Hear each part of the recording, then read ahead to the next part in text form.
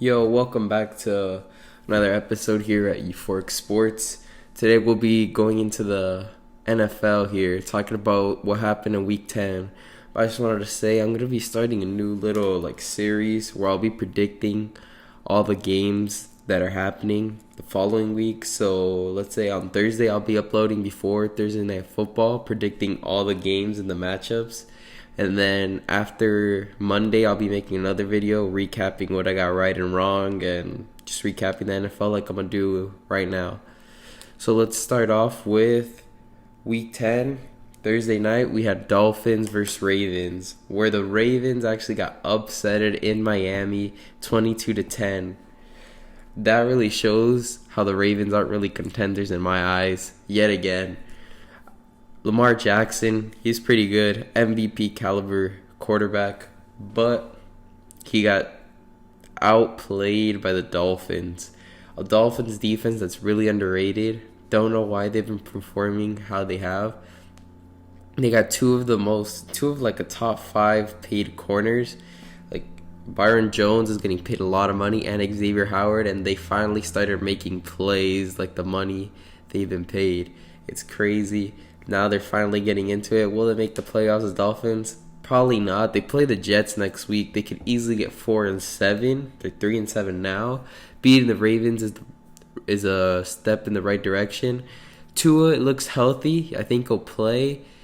But, Tua Tagovailoa, I think that's how you say it, has been injury prone. And hopefully if he could stay healthy the rest of the year, he can prove to the Dolphins that they should keep him.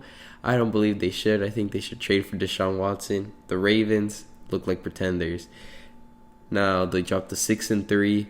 Dolphins 3-7. Then we got Bills and Jets. Bills just took care of business, blew them out 45-17. Yeah, I can't say much there. I think the Bills are a good team. They'll make the playoffs for sure. Will they win the division? It's up in the air. Jets are the Jets like always. Yeah, there's not much there. Jags, Colts. Colts win 23-17. I think the Colts are a very underrated team, and they will be making the playoffs. They're 5-5 now. Carson Wentz is a decent quarterback. Then you got Jonathan Taylor, who's having a career year and a great defense as well. I think they'll make the playoffs. Now for the Jacksonville Jaguars, I think there's something to look forward to in the future with Trevor Lawrence. He looked okay, a lot of turnovers, but that's what happens when you have a bad O-line, bad receivers, and a semi-decent running back and an average defense. Team is really bad. The fact that he's gotten 2 wins is pretty good, and you got to look into the future. You got to build around Trevor Lawrence, and I think he's a really good quarterback, and he'll be an MVP soon. Then you got Browns-Patriots, where the Patriots actually blew out the Browns here. Pretty crazy. I know the Browns didn't have their running backs, but 45-7 was pretty embarrassing. Shows that Baker Mayfield is not that good. Mac Jones is actually kind of proving me wrong. I thought he wasn't going to be that guy, and he's looking like he's that guy for now. I mean, he is Tom Brady-esque, not very athletic. Watches a lot of film, has a decent throw, No wonder Bill Belichick picked them. And it looks like Mac Jones might be the future there in New England. And they're 6-4 now, right behind the Bills, who are 6-3. I think the Patriots have a chance of really winning the division and making the playoffs. I think they're the most dangerous team right now, like a dark horse. Like, I'm going to be unbiased here. They're a dark horse. I could really see them making the playoffs, even though I had written them off, saying they'll be 9-8. But, yeah, I could still be right, but I'm starting to see that I'm going to be wrong here, because Bill Belichick is the greatest coach of all time. Could put anybody with him, and he'll win. He's proven it time and time again. And now, you got the Saints-Titans, where the Titans won barely, but the Titans are looking like they could win without Derrick Henry. And will they be making a run for the Super Bowl? I don't believe so. I really don't think so. I think Derrick Henry's a major part of that offense. And I get they got Julio Jones and A.J. Brown. And Ryan Tannehill's a a top 15 quarterback. He's a good QB, but Derrick Henry was a big part of that offense, and just being able to adapt without him and going through that adversity, I think will be tougher in the playoffs. I know they're 8-2 and a good football team with a great defense, but I think it'll be too much for them to make the Super Bowl and even win it. Then the Saints are an average team. They could sneak in as the 7th seed in the playoffs, but personally, Jameis Winston isn't really that guy. He's improved, I'll say that, with his turnovers, but I don't think he'll be that good. And especially, he's been set up to fail here in New Orleans this year, with his wide receiver 1, Michael Thomas, being out for the year. Only has Alvin Kamara, really, and Antonio Callaway's his best receiver. Like, give him a break. I think he should get another year there in New Orleans. Give him some good receivers, because he's not doing bad. He's 5-4 for having really bad receivers. Like, that's not bad. He just has Alvin Kamara, but, you know, he didn't even play as well, and it was a close game. So that shows how good Jameis Winston has improved. I don't think he's really that great, though, but he's playing out of his mind.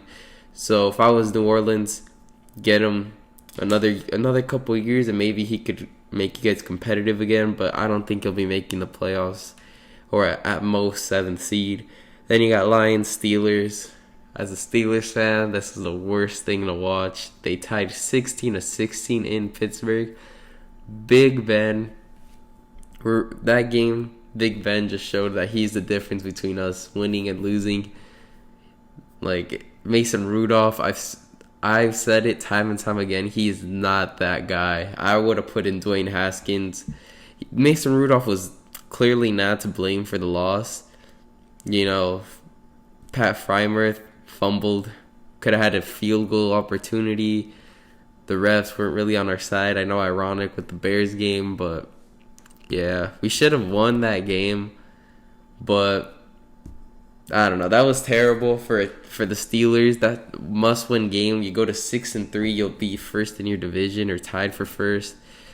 You should have won that game. With literally the 2 other teams that played this week losing, was a great opportunity to go up a game.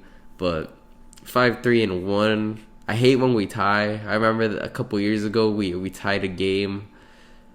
I'd rather lose than tie. Just seeing that tie is just so terrible. But the Lions, they were all right, I guess. DeAndre Swift played out of his mind. It seems like every running back that plays the Pittsburgh Steelers has a career game. It's terrible. But Mika Fitzpatrick tested positive for COVID. We'll be playing the Chargers on Sunday. Hopefully, I don't know if he's vaccinated or not, if he'll be able to play. Big Ben, we definitely need him. If we don't have Minka or Big Ben or TJ Watt, who picked up a little injury, but I know it went well with the test. So if we have none of those 3, we'll be blown out in LA. And I can see if they play, we'll win, definitely.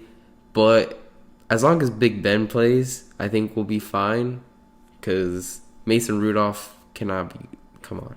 I can't. I won't even watch the game if Big Ben doesn't play. And if all 3 don't play, I won't even check the score till a couple weeks later. I don't even care, but that was terrible. 5-3-1. Hopefully the Steelers can win, can make the playoffs. Lions play the Browns next week. I really want them to beat the Browns. First win against the Browns. It'll be funny.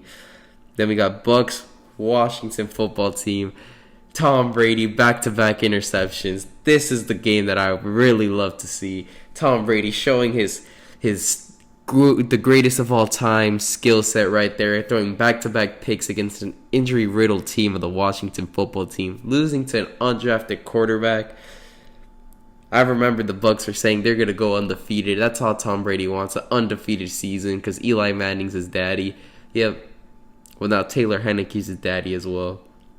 Now we got Falcons, Cowboys. Cowboys blew out the Falcons. I thought Falcons would put up a little bit more of a fight. It's whatever. Panthers, Cardinals. Cam Newton's back. And, you know, he got a lot of hype on social media for 2 touchdowns. But, like, he was put in for 2 plays on, like, less than 5 yards. Like, okay. PJ Walker looked pretty good. He looked like a decent QB. I know Cam Newton's going to start over him, but I would give PJ Walker another chance.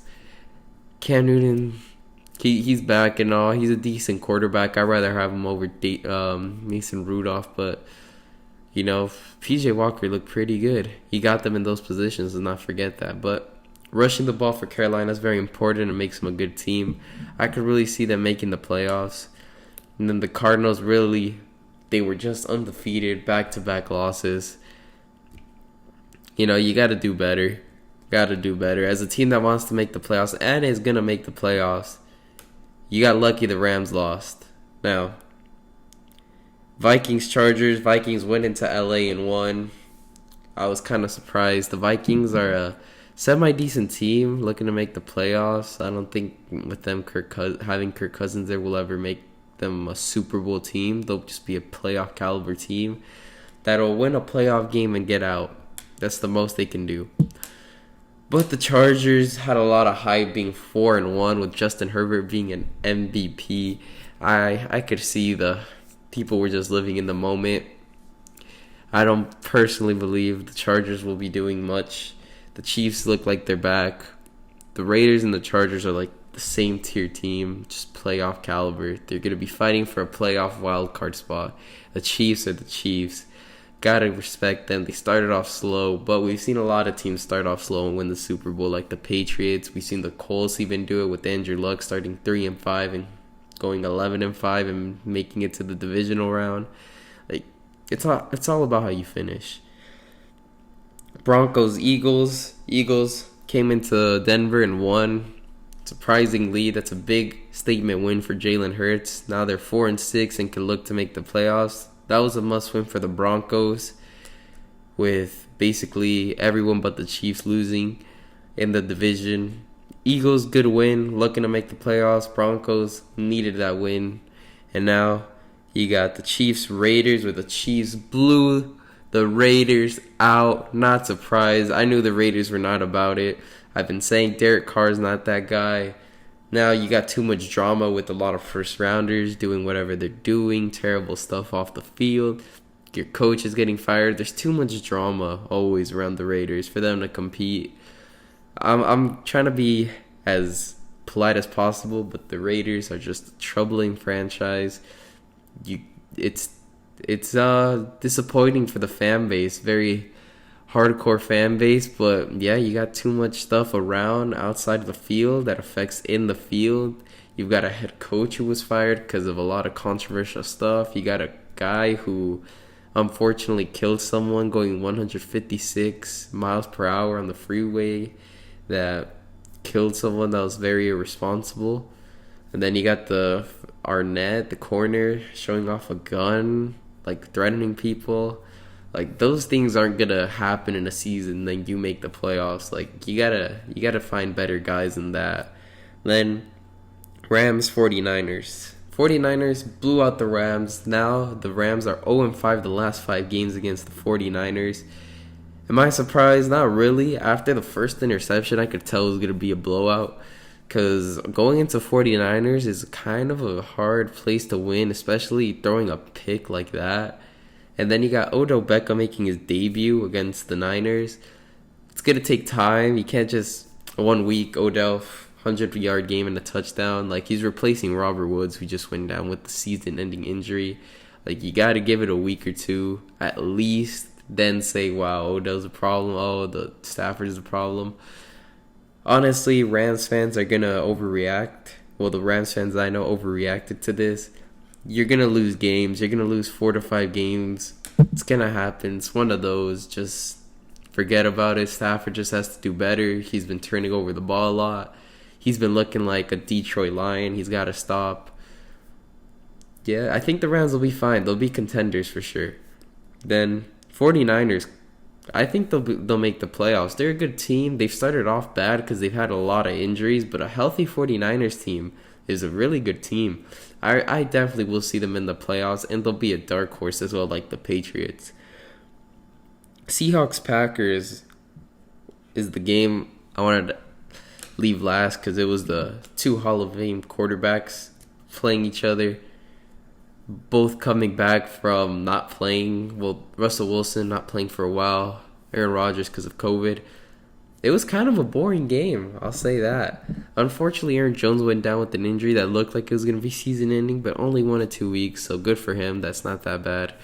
But Seahawks struggled because Russell Wilson was still kind of playing a little hurt. Finger, you could tell, was a little fractured. He was trying to adapt with it. You could see him overthrowing balls and underthrowing balls that he will usually be pretty accurate with. But 3-6 for the Seahawks is just, you gotta win out now. Can Russell Wilson do it? Schedule he has, I'd say no. But it is Russell Wilson. He's one of the best quarterbacks in the league. Top 5 for sure, for sure. You could argue at top 3. But we'll see how they do. Now the Packers, my Super Bowl favorites. Right now, they're my Super Bowl favorites. They won 17-0. You know, they adapted after Jones went down. A.J. Dillon did pretty well. I think he's a really good backup. One of the best backups, I think. So they'll be fine. 17-0. Boring game. Was 3-0. It's crazy how Jamal Adams got an interception and Kevin King as well. It looked like the defense was the major factor, but you would have thought the Hall of Fame quarterbacks would have been having a shootout or something like they've had in the past. But it was a defensive game.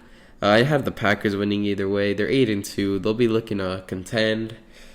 So the biggest takeaways I got was Pittsburgh, what the heck. Packers, Super Bowl favorites. Tom Brady's a fraud, and I think the Patriots might be about it, and the Chiefs are back. So yeah, like I said, I'll make a video on Thursday maybe about Week 11 predictions, because, injuries and stuff and all that. I don't want to do it right now because I can make a prediction about the Steelers game, and then, I don't know, I want to give a little bit more time with all these injuries. Don't forget to like and subscribe and comment whatever you think about the video. And yeah, see you till the next video. Sir!